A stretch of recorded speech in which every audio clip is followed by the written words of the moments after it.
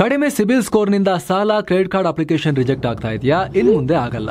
SBM Z credit card ಬಳಸಿ ಈಸಿಯಾಗಿ credit score ಅನ್ನ 750 ಗಿಂತ ಜಾಸ್ತಿ ಮಾಡ್ಕೋಬಹುದು. ಇದೊಂದು FD ಆಧಾರಿತ ಕಾರ್ಡ್. UPI ಬಳಸಿ ಕ್ರೆಡಿಟ್ ಕಾರ್ಡ್ ಬ್ಯಾಲೆನ್ಸ್ ಅನ್ನ ಖರ್ಚು ಮಾಡಬಹುದು. FD ಗೆ RBI ಗ್ಯಾರಂಟಿಯೊಂದಿಗೆ 7% ಇಂಟ್ರೆಸ್ಟ್ ಕೂಡ ಸಿಗುತ್ತೆ. 30 ದಿನದಲ್ಲೇ ಕ್ರೆಡಿಟ್ ಸ್ಕೋರ್ ನಲ್ಲಿ ಇಂಪ್ರೂವ್ಮೆಂಟ್ ಕೂಡ ನೋಡಬಹುದು. ಡಿಸ್ಕ್ರಿಪ್ಷನ್ ಹಾಗೂ ಪಿನ್ ಕಾಮೆಂಟ್ ನಲ್ಲಿರೋ ಲಿಂಕ್ ಮೂಲಕ Z ಆಪ್ ಡೌನ್ಲೋಡ್ ಮಾಡಿ.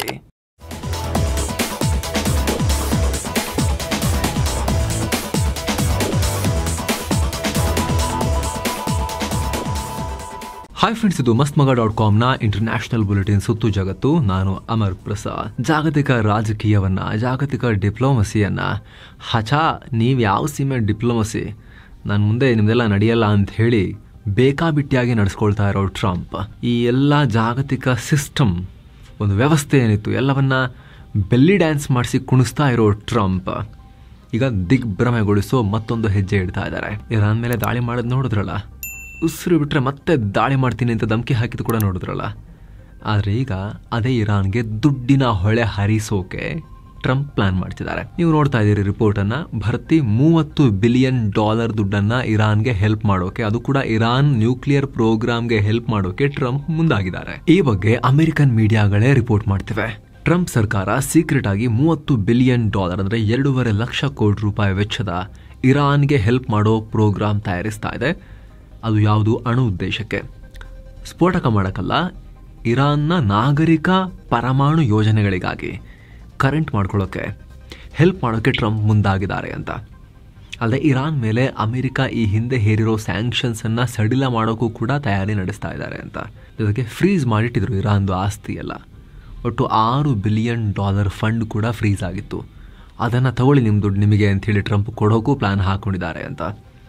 ಇವೆಲ್ಲ ಟ್ರಂಪ್ ಆಡಳಿತದ ಒಳಗೆ ಗೌಪ್ಯವಾಗಿ ಡಿಸ್ಕಷನ್ನಲ್ಲಿದೆ ಅಂತ ಮೂಲಗಳನ್ನು ಉಲ್ಲೇಖಿಸಿ CNN ರಿಪೋರ್ಟ್ ಮಾಡಿದೆ. ಆದರೆ ಇತ್ತೀಚೆಗೆ ಇರಾನ್ ಮತ್ತು ಅಮೆರಿಕ ನಡುವೆ ಹಲವು ಸುತ್ತಿನ ಸೀಕ್ರೆಟ್ ಮಾತುಕತೆಗಳು ಆಗಿವೆ. ಇರಾನ್ ಮತ್ತು ಇಸ್ರೇಲ್ ಯುದ್ಧ ನಡೀತಾ ಇರೋ ಟೈಮಲ್ಲೂ ಕೂಡ ಎರಡೂ ಕಡೆಯ ಅಧಿಕಾರಿಗಳು ಟಚ್ಚಲ್ಲಿದ್ರು. ಇರಾನ್ಗೆ ಸಂಬಂಧಪಟ್ಟಂತೆ ವೈಟ್ ಹೌಸಲ್ಲಿ ಸಾಕಷ್ಟು ಮೀಟಿಂಗ್ ಆಗಿತ್ತು. ಮಿಡಲ್ ಈಸ್ಟ್ನ ಅಮೆರಿಕದ ವಿಶೇಷ ರಾಯಭಾರಿ ಸ್ಟೀವ್ ವಿಟ್ಕಾಫ್ ಮತ್ತು ಅರಬ್ ರಾಷ್ಟ್ರಗಳ ಪ್ರತಿನಿಧಿಗಳು ಇದರಲ್ಲಿ ಪಾಲ್ಗೊಂಡಿದ್ರು. ಆಗಲೇ ಇರಾನ್ಗೆ $30 ಬಿಲಿಯನ್ ಇನ್ವೆಸ್ಟ್ಮೆಂಟ್ ಪ್ಯಾಕೇಜ್ ಕೊಡೋ ಬಗ್ಗೆ ಚರ್ಚೆಯಾಗಿದೆ.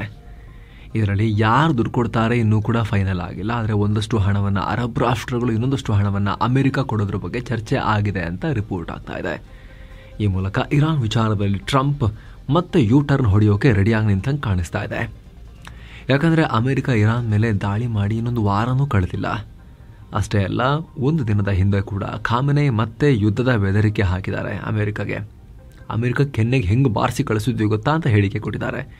ಈ ಹೊತ್ತಲ್ಲಿ ಅಮೆರಿಕದ ಮಾಧ್ಯಮಗಳೇ, ಪ್ರತಿಷ್ಠಿತ ಮಾಧ್ಯಮಗಳೇ ಇಂಥ ಸ್ಫೋಟಕ ರಿಪೋರ್ಟನ್ನು ಮಾಡ್ತಾ ಇದ್ದಾವೆ. ಹಾಗೆ ನೋಡಿದ್ರೆ ಈ ಬಗ್ಗೆ ಟ್ರಂಪ್ ಕೂಡ ಹೇಳಿದರು.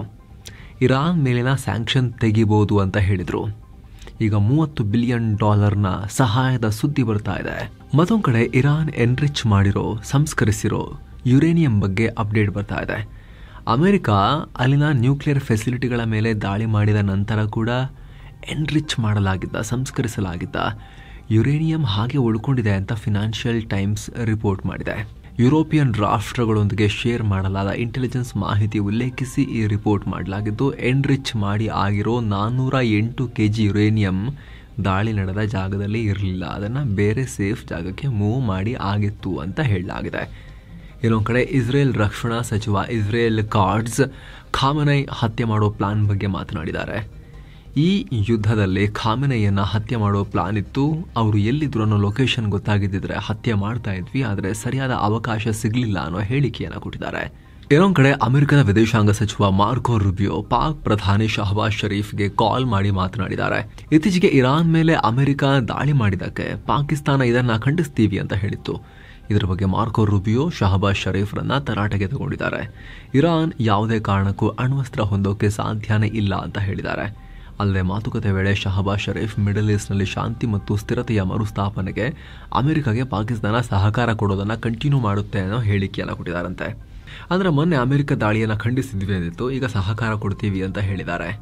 ಏನ್ ಜೀವನ ಪಾಕಿಸ್ತಾನದ್ದು. ಏನೋ ವಿದೇಶಾಂಗ ಸಚಿವ ಎಸ್ ಜಯಶಂಕರ್ ಕತಾರ್ ಪ್ರಧಾನಿ ಮೊಹಮ್ಮದ್ ಬಿನ್ ಅಬ್ದುಲ್ ರೆಹಮಾನ್ ಅಲ್ ಥಾನಿಯೊಂದಿಗೆ ಫೋನ್ ಕಾಲ್ನಲ್ಲಿ ಮಾತನಾಡಿದ್ದಾರೆ. ಉಭಯ ರಾಷ್ಟ್ರಗಳ ನಡುವಿನ ದ್ವಿಪಕ್ಷೀಯ ಸಹಕಾರದ ಕುರಿತು ಚರ್ಚೆ ಮಾಡಿದ್ದಾರೆ. ಮಿಡಲ್ ಈಸ್ಟ್ನಲ್ಲಿನ ಸದ್ಯದ ಸ್ಥಿತಿಗತಿಗಳ ಬಗ್ಗೆ ಕೂಡ ಚರ್ಚೆಯಾಗಿದೆ. ಅಂದಹಾಗೆ ಕತಾರ್ ಇರಾನ್ ಇಸ್ರೇಲ್ ಕದನ ವಿರಾಮದಲ್ಲಿ ಮುಖ್ಯ ಪಾತ್ರ ನಿಭಾಯಿಸಿತ್ತು. ಹೀಗಾಗಿ ಅದರ ಬಗ್ಗೆ ಕೂಡ ಚರ್ಚೆ ಮಾಡಿದ್ದಾರೆ ಅನ್ನೋ ಮಾಹಿತಿ ಬರ್ತಾ ಇದೆ. ಈ ಮಧ್ಯೆ ಭಾರತದೊಂದಿಗಿನ ವ್ಯಾಪಾರ ಒಪ್ಪಂದದ ಕುರಿತು ಅಮೆರಿಕ ಅಧ್ಯಕ್ಷ ಡೊನಾಲ್ಡ್ ಟ್ರಂಪ್ ದೊಡ್ಡ ಸ್ಟೇಟ್ಮೆಂಟ್ ಕೊಟ್ಟಿದ್ದಾರೆ. ಚೀನಾ ಜೊತೆ ನಾವು ವ್ಯಾಪಾರ ಒಪ್ಪಂದಕ್ಕೆ ಸೈನ್ ಹಾಕಿದ್ವಿ. ನಾವೀಗ ಹಲವು ದೊಡ್ಡ ದೊಡ್ಡ ಡೀಲ್ಗಳನ್ನು ಮಾಡ್ಕೊಳ್ತಾ ಇದ್ದೀವಿ. ಚೀನಾ ಆಯಿತು, ನೆಕ್ಸ್ಟ್ ನಾವು ಆದಷ್ಟು ಬೇಗ ಭಾರತದೊಂದಿಗೆ ಮಹತ್ವದ ಒಪ್ಪಂದ ಮಾಡಿಕೊಳ್ಳೋಕೆ ಪ್ಲಾನ್ ಮಾಡ್ತಾ ಇದ್ದೀವಿ. ಇದು ಅತ್ಯಂತ ದೊಡ್ಡ ಡೀಲ್ ಆಗಿರುತ್ತೆ ಅಂತ ಹೇಳಿದ್ದಾರೆ. ಅಲ್ಲದೆ ಡೀಲ್ ಮೂಲಕ ಅಮೆರಿಕನ್ ಕಂಪನಿಗಳು ತಯಾರಿಸಿದ ಪ್ರಾಡಕ್ಟ್ಸ್ಗೆ ಭಾರತದ ಮಾರುಕಟ್ಟೆ ಓಪನ್ ಆಗುತ್ತೆ. ಚೀನಾದೊಂದಿಗೆ ಮಾಡಿಕೊಂಡ ಡೀಲ್ ಮೂಲಕವೂ ಅಮೆರಿಕದ ಪ್ರಾಡಕ್ಟ್ಸ್ಗೆ ಚೀನಾ ಮಾರುಕಟ್ಟೆ ಓಪನ್ ಆಗುತ್ತೆ. ಯಾರೂ ಕೂಡ ಅಂದುಕೊಳ್ಳದನ್ನು ನಾವು ಮಾಡಿ ತೋರಿಸಿದ್ದೇವೆ. ಎಲ್ಲ ರಾಷ್ಟ್ರಗಳೊಂದಿಗೆ ಒಳ್ಳೆ ಸಂಬಂಧ ಹೊಂದಿದ್ದೀವಿ ಅಂತ ಹೇಳಿದ್ದಾರೆ. ಆದರೆ ಹೆಚ್ಚೇನು ಬಾಯಿ ಬಿಟ್ಟಿಲ್ಲ. ಚೀನಾ ಜೊತೆ ಒಪ್ಪಂದ ಸೈನ್ ಆಯ್ತಾ, ಅರೆ ಯಾವಾಗ ಅಂತ ಹೇಳಿ ಜಗತ್ತು ಪ್ರಶ್ನೆ ಮಾಡ್ತಾ ಇದೆ. ಟ್ರಂಪ್ ನೋಡಿದ್ರೆ ಆಗಿದೆ ಅಂತ ಹೇಳಿದೆ. ಆದರೆ ಚೀನಾ ಕೂಡ ಇದುವರೆಗೆ ಇದ್ರ ಬಗ್ಗೆ ಅಫಿಷಿಯಲ್ ಆಗಿ ಏನು ಹೇಳಿಲ್ಲ. ಏನು ರೇಟು, ಏನು ಟ್ಯಾರಿಫ್ ಇರುತ್ತೆ, ಏನು ಯಾವ ರೀತಿ ನೇಚರ್ನ ಒಪ್ಪಂದ ಆಗಿದೆ ಏನು ಹೇಳಿಲ್ಲ. ಇನ್ನು ಜುಲೈ 9ಕ್ಕೆ ರೆಸಿಪ್ರೊಕಲ್ ಟ್ಯಾರಿಫ್ ನೀಡಿದ್ದ ತಡೆ ಮುಕ್ತಾಯಗೊಳ್ಳುತ್ತಲ್ಲ, ಅಂದರೆ ಜುಲೈ 9 ತನಕ ಮುಂದಕ್ಕೆ ಹಾಕಿದ್ರಲ್ಲ ಅದನ್ನು. ಹೀಗಾಗಿ ಅದರ ಒಳಗಡೆ ಡೀಲ್ಗಳು ಬೇಗ ಆಗೋ ನಿರೀಕ್ಷೆ ಇದೆ. ಅಂದರೆ ಆದಷ್ಟು ಬೇಗ ಶೀಘ್ರ ಆಗುತ್ತೆ ಅಂತ, ಜುಲೈ 9 ಒಳಗೆ ಆಗುತ್ತೆ ಅಂತಲ್ಲ. ಜುಲೈ 9 ಡೆಡ್ಲೈನ್ ಸ್ವಲ್ಪ ಮುಂದಕ್ಕೂ ಹೋಗ್ಬೋದು, ತೊಂದರೆ ಇಲ್ಲ. ಡೀಲ್ ವಿಚಾರದಲ್ಲಿ ಬೇಗ ಹೆಜ್ಜೆ ಇಟ್ಟರೆ ಅನ್ನೋ ರೀತಿಯಲ್ಲಿ ವೈಟ್ ಹೌಸ್ನ ಪ್ರೆಸ್ ಸೆಕ್ರೆಟರಿ ಕೂಡ ಹೇಳಿಕೆಯನ್ನು ಕೊಟ್ಟಿದ್ದಾರೆ. ಸೊ ಜುಲೈ 9 ಒಳಗೆ ಆಗಬೇಕು ಅಂತಿಲ್ಲ, plus or minus some days ಆಗೋ ನಿರೀಕ್ಷೆ ಇದೆ ಬೇಗ ಈ ಒಪ್ಪಂದಗಳು. ಏನೋ ಭಾರತ ನಡೆಸಿದ ಆಪರೇಷನ್ ಸಿಂಧೂರ್ ಕುರಿತಂತೆ ಪಾಕ್ ಕಡೆಯಿಂದ ಬಿಗ್ ಸ್ಟೇಟ್ಮೆಂಟ್ ಬಂದಿದೆ. ಆ ಸಂಘರ್ಷದಲ್ಲಿ ಪಾಕಿಸ್ತಾನಕ್ಕೆ ಚೀನಾ ಕಡೆಯಿಂದ ಸರ್ವ ರೀತಿಯ ಸಹಕಾರ ಸಿಕ್ಕಿತ್ತು ಅಂತ ಪಾಕ್ ರಕ್ಷಣಾ ಸಚಿವ ಖ್ವಾಜಾ ಆಸಿಫ್ ಹೇಳಿಕೆಯನ್ನು ಕೊಟ್ಟಿದ್ದಾರೆ. ಇಂಟರ್ವ್ಯೂ ಒಂದರಲ್ಲಿ ಮಾತನಾಡಿದ ಚೀನಾ ಭಾರತದೊಂದಿಗೂ ಕೂಡ ವಿವಾದವನ್ನು ಹೊಂದಿದೆ. ಹೀಗಾಗಿ ಗುಪ್ತಚರ ವಿಚಾರ ನಾವು ಶೇರ್ ಮಾಡೋದು ಅಸಾಧಾರಣ, ಭಾಳ ವಿಚಿತ್ರ ವಿಚಾರ ಏನಲ್ಲ. ಪರಸ್ಪರ ಸ್ನೇಹದಿಂದಿರೋ ರಾಷ್ಟ್ರಗಳು ಗುಪ್ತಚರ ಮಾಹಿತಿಯನ್ನು ಶೇರ್ ಮಾಡೋದು ಸಾಮಾನ್ಯ. ಚೀನಾ ಕೂಡ ಹಾಗೆ ಮಾಡ್ತು. ಅದು ಸ್ಯಾಟಲೈಟ್ ಮೂಲಕ ಅಥವಾ ಯಾವುದೇ ರೀತಿ ಚೀನಾ ಸಹಾಯ ಮಾಡಿದೆ. ಅದರಲ್ಲಿ ಏನಿದೆ, ಇತ್ತೀಚೆಗಂತೂ ಈ ರೀತಿ ಇಂಟೆಲಿಜೆನ್ಸ್ ಶೇರ್ ಮಾಡೋದು ಕಾಮನ್ ಆಗಿಬಿಟ್ಟಿದೆ ಅಂತ ಖ್ವಾಜಾ ಆಸಿಫ್ ಹೇಳಿಕೆಯನ್ನು ಕೊಟ್ಟಿದ್ದಾರೆ. ಅಲ್ಲದೆ ಭಾರತ ಜೊತೆಗೆ ಇತ್ತೀಚೆಗೆ ನಡೆದ ಸಣ್ಣ ಸಂಘರ್ಷದ ನಂತರ ನಾವಿನ್ನೂ ಕೂಡ ಹೈ ಅಲರ್ಟ್ನಲ್ಲಿದ್ದೀವಿ. ಅಲರ್ಟ್ನಲ್ಲಿ ಇದ್ದು 1 ತಿಂಗಳು ಜಾಸ್ತಿ ಆಗಿದೆ. ಈಗಲೂ ಭದ್ರತೆಯನ್ನು ಕಮ್ಮಿ ಮಾಡಿಲ್ಲ. ಹದ್ದಿನ ಕಣ್ಣಿಟ್ಟು ಕಾಯ್ತಾ ಇದ್ದೀವಿ. ಸಂಘರ್ಷ ಮುಗಿದು ಕದನ ವಿರಾಮ ಆಗಿದೆ. ಶಾಂತಿ ಹೀಗೆ ಮುಂದುವರಿಯುತ್ತೆ ಅಂತ ನಾವು ಭಾವಿಸ್ತೀವಿ ಅನ್ನೋ ಹೇಳಿಕೆಯನ್ನು ಕೊಟ್ಟಿದ್ದಾರೆ. ಮತ್ತೊಂದು ಕಡೆ ಭಾರತದ ರಾ ರಿಸರ್ಚ್ ಅಂಡ್ ಅನಾಲಿಸಿಸ್ ವಿಂಗ್ ಪರವಾಗಿ ಬೇಹುಗಾರಿಕೆ ಮಾಡ್ತಿದ್ದಾರೆ ಅನ್ನೋ ಆರೋಪದ ಮೇಲೆ 4 ಬಂಧಿಸಿರೋದಾಗಿ ಪಾಕಿಸ್ತಾನ ಹೇಳಿಕೊಂಡಿದೆ. ಕರಾಚಿಯಲ್ಲಿ ಬೇಹುಗಾರಿಕೆ ಮಾಡ್ತಿದ್ದಾಗ 4 ಅರೆಸ್ಟ್ ಮಾಡಿದ್ದೀವಿ. ಬಂಧಿತರಿಂದ ಕೈ ಸ್ಫೋಟಕಗಳು, ಬಂದೂಕುಗಳು ಮತ್ತು ಮೊಬೈಲ್ ಫೋನ್ಗಳನ್ನು ಸೀಸ್ ಮಾಡಲಾಗಿದೆ. ಇವರೆಲ್ಲ ಪಾಕ್ನ ಸೂಕ್ಷ್ಮ ಪ್ರದೇಶಗಳ ವಿಡಿಯೋ ಮಾಡ್ತಾ ಇದ್ರು. ಇವರ ಮೊಬೈಲ್ಗಳನ್ನೆಲ್ಲ ಫೋರೆನ್ಸಿಕ್ ಲ್ಯಾಬ್ಗೆ ಕಳಿಸಲಾಗಿದೆ ಅಂತ ಪಾಕ್ನ ಸಿಂಧ್ ಪ್ರಾಂತ್ಯದ ಪೊಲೀಸರು ಹೇಳಿದ್ದಾರೆ. ಚೀನಾದಲ್ಲಿ ಶಾಂಘೈ ಕೋಆಪರೇಷನ್ ಸದಸ್ಯ ರಾಷ್ಟ್ರಗಳ ರಕ್ಷಣಾ ಸಚಿವರ ಮೀಟಿಂಗ್ನಲ್ಲಿ ರಕ್ಷಣಾ ಸಚಿವ ರಾಜನಾಥ್ ಸಿಂಗ್ ಆ ಮೀಟಿಂಗ್ನ ಸೈಡ್ಲೈನ್ಸ್ನಲ್ಲಿ ಚೀನಾ ರಕ್ಷಣಾ ಸಚಿವ ಡಾಂಗ್ ಜುನ್ರನ್ನ ಮೀಟ್ ಆಗಿದ್ದಾರೆ. ಅವರಿಗೆ ಬಿಹಾರದ ಮಧುಬನಿ ಪೇಂಟಿಂಗ್ ಅನ್ನ ಗಿಫ್ಟ್ ಆಗಿ ಕೊಟ್ಟಿದ್ದಾರೆ. ಈ ವೇಳೆ 2 ನಾಯಕರು ಭಾರತ ಚೀನಾ ದ್ವಿಪಕ್ಷೀಯ ಸಂಬಂಧಗಳ ಕುರಿತು ಡಿಸ್ಕಸ್ ಮಾಡಿದ್ದಾರೆ. 2 ರಾಷ್ಟ್ರಗಳ ಗಡಿ ಉದ್ವಿಗ್ನತೆ ಕಮ್ಮಿ ಮಾಡ್ಕೊಳ್ಳೋಕೆ ಮತ್ತು ರಾಜತಾಂತ್ರಿಕ ಸಂಬಂಧವನ್ನು ಚೆನ್ನಾಗಿ ಮಾಡ್ಕೊಳ್ಳೋಕೆ 4 ಅಂಶಗಳ ಪ್ಲಾನ್ ಅನ್ನ ರಾಜನಾಥ್ ಸಿಂಗ್ ಸಜೆಸ್ಟ್ ಮಾಡಿದ್ದಾರೆ. 2024ರಲ್ಲಿ ನಡೆದ ಸೇನಾ ಹಿಂತೆಗೆತ ಒಪ್ಪಂದವನ್ನು ಅನುಸರಿಸುವುದು, ಉದ್ವಿಗ್ನತೆ ಕಮ್ಮಿ ಮಾಡಿಕೊಳ್ಳೋ ಪ್ರಯತ್ನವನ್ನು ಮುಂದುವರಿಸುವುದು, ಸ್ಪಷ್ಟವಾಗಿ ಗಡಿಯನ್ನು ಗುರುತಿಸುವ ಕೆಲಸವನ್ನು ವೇಗಗೊಳಿಸುವುದು ಮತ್ತು ವಿವಾದಗಳನ್ನು ನಿಭಾಯಿಸೋಕೆ, ಸಂಬಂಧಗಳನ್ನು ಗಟ್ಟಿಗೊಳಿಸೋಕೆ ಏನು ಈ ಸ್ಪೆಷಲ್ ರೆಪ್ರೆಸೆಂಟೇಟಿವ್ ಲೆವೆಲ್ ಮಾತುಕತೆ ಇದೆಯಲ್ಲ ಅದನ್ನು ಯೂಸ್ ಮಾಡಬೇಕು ಅಂತ ಹೀಗೆ 4 ಅಂಶಗಳನ್ನು ಡಾಂಗ್ ಜುನ್ರ ಮುಂದಿಟ್ಟಿದ್ದಾರೆ. ಇದೇ ವೇಳೆ ಪಾಕ್ ಪ್ರಾಯೋಜಿತ ಗಡಿಯಾಚೆಗಿನ ಭಯೋತ್ಪಾದನೆ ಬಗ್ಗೆ ಕೂಡ ಮಾತನಾಡಿದ್ದಾರೆ. ಇನ್ನು ಈ ಸಭೆಯ ಸೈಡ್ಲೈನ್ಸ್ನಲ್ಲಿ ರಷ್ಯಾದ ರಕ್ಷಣಾ ಸಚಿವ ಆಂಡ್ರೂ ಬೆಲೌಸೋವ್, ಬೆಲರೂಸ್ ರಕ್ಷಣಾ ಸಚಿವ ಲೆಫ್ಟಿನೆಂಟ್ ಜನರಲ್ ವಿಕ್ಟರ್ ಕ್ರಾನಿನ್ರನ್ನ ರಾಜನಾಥ್ ಸಿಂಗ್ ಮೀಟ್ ಮಾಡಿ ದ್ವಿಪಕ್ಷೀಯ ಮಾತುಕತೆ ನಡೆಸಿದ್ದಾರೆ. ರಷ್ಯಾ ರಕ್ಷಣಾ ಸಚಿವ ಆಂಡ್ರೂ ಬೆಲಸೋವ್ ಭಾರತಕ್ಕೆ ಕೊಡಬೇಕಾಗಿರೋ ಉಳಿದ S-400 ಏರ್ ಡಿಫೆನ್ಸ್ ಬ್ಯಾಟರಿಗಳಲ್ಲಿ ಒಂದನ್ನು 2026ಕ್ಕೆ ಮತ್ತೊಂದನ್ನು 2027ಕ್ಕೆ ಡೆಲಿವರ್ ಮಾಡ್ತೀವಿ ಅನ್ನೋ ಭರವಸೆ ಕೊಟ್ಟಿದ್ದಾರೆ.